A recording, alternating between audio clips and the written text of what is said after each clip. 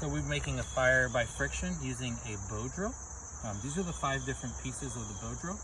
We have the spindle, which is actually what spins and gets hot, has to get to 800 degrees.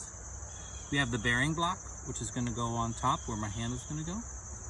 And then we have the hearth. That's actually where the spindle is actually going to spin.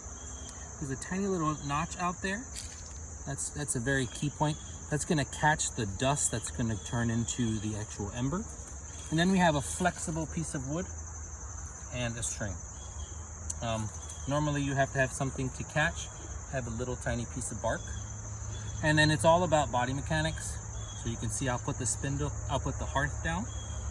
I will grab the bearing block. And here's the tricky part. I think a lot of people have trouble with this. I start with the spindle up, and then I do this little flip. And you can see that now it's actually under tension, but the top is now at the bottom. And then I will put my foot right as close as I possibly can to there, keeping my body nice and 90 degrees. Then I have the bearing block, which already has a hole in it, and also has some, I put a little bit of leaves inside of there for a frictionless top. So I'll put that on top. And then very much just moving back and forth, starting very slowly until, so I'm putting pressure downward and I'm moving until I can start to see smoke. Once I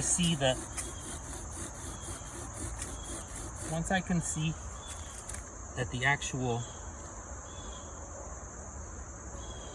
little bit is actually a light, that means I actually have a fire.